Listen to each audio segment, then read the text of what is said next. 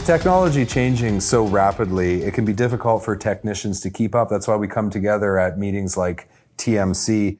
And if they work in the independent service channel, there is a challenge to get enough resources to make them have what they need to be able to take care of the trucks they're responsible for. So in this episode, we're going to focus on training for technicians for ADAS. And we're right now at TMC, the Technology and Maintenance Council's annual meeting. And I'm really excited to have my guest here today to talk to us about this. So Amanda is the Director of Employee Engagement at Jetco Delivery.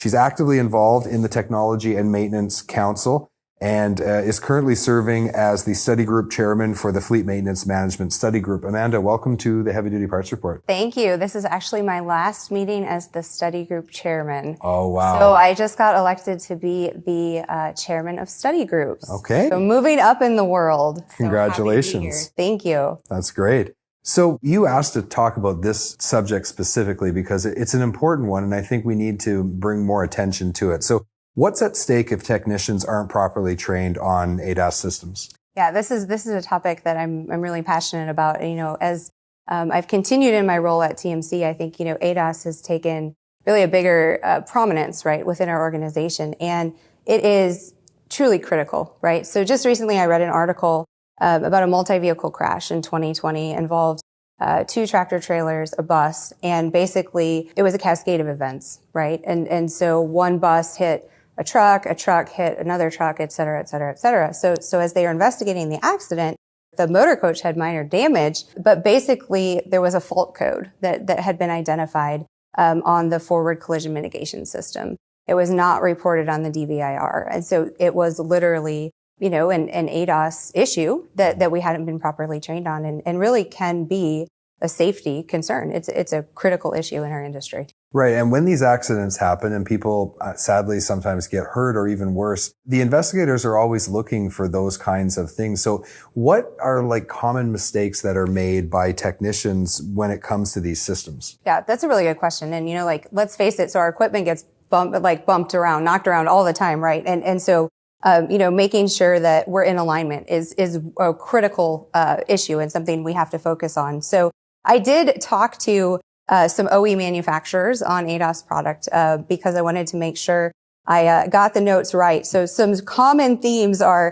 reusing bent radar brackets. Okay, so sometimes techs try to bend a mounting bracket back into shape, but they don't get it close enough. Okay, so that's one issue. Assuming the alignment is correct by visual inspection. So looking at it saying, oh yeah, that looks right, right? So looking at it by visual inspection. So you have to actually make sure that it's working properly using a proper alignment procedure. And then third, installing the wrong part number. Okay. So it says that components like the radar may look the same, connect the same way, but obviously the different part numbers have different configurations, right? So those are 3 kind of the top critical issues, I guess, for technicians right now and errors they're making.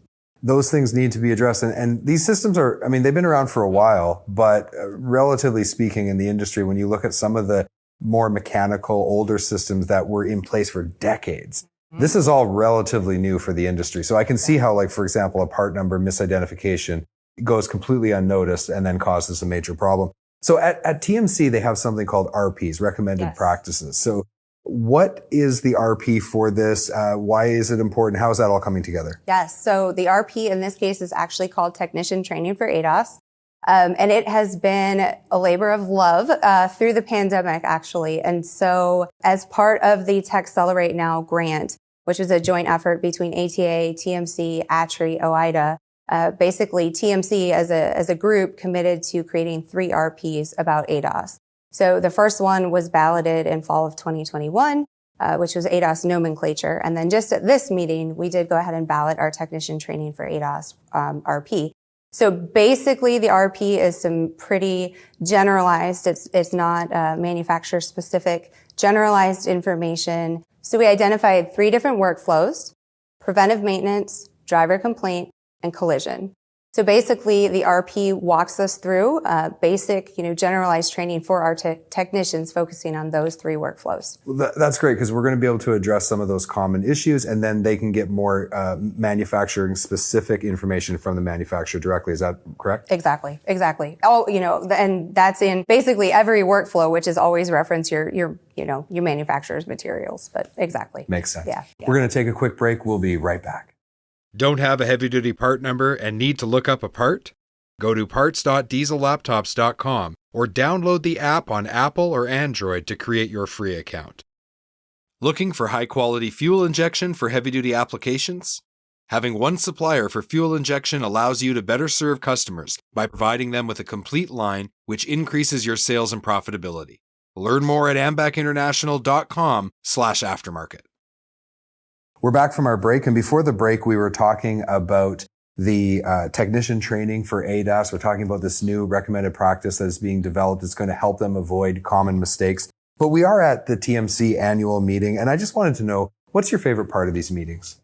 Yeah, I love TMC. So I've been a member since 2008, and I think this week has just been a really great example of how our organization is evolving and growing with change, right? And, this week we've had our electric vehicle track. We drafted our second ballot on ADAS. Like, there's a lot going on. And I think it's really cool to see how the organization is really adapting and embracing new technology. And coming together as a group is always a great time. Yeah. And I agree with that. And the collaboration that happens here just helps us to move the whole industry forward. So I've been a member now just this year, and I've been getting a lot out of it. For people, though, who are sitting on the fence about membership, and it is individual membership, not corporate membership. So regardless of where you are in the industry, why should you become a member of TMC? Why shouldn't you? No. It's, I agree, but they don't right, know. I know.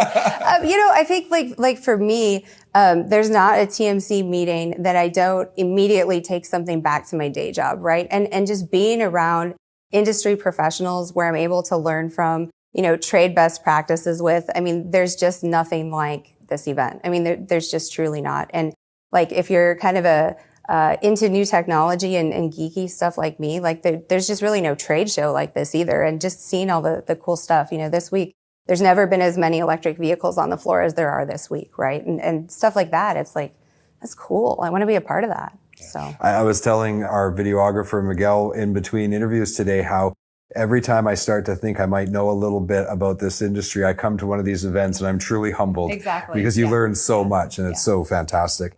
So let's just end on this. What is one thing you want people to remember from today's conversation?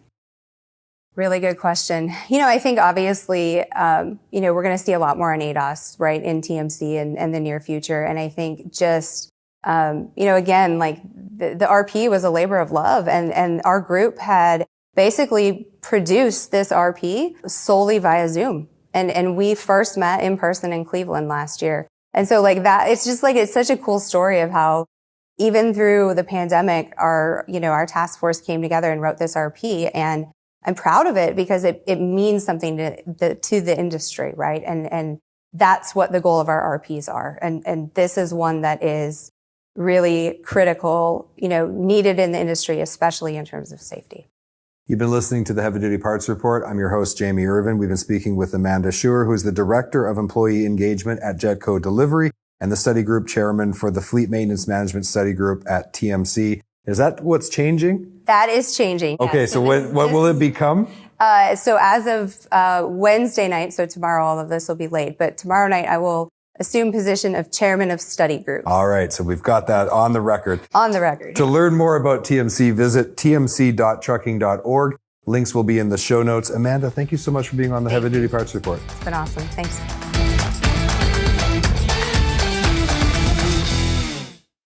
Thank you for watching this video.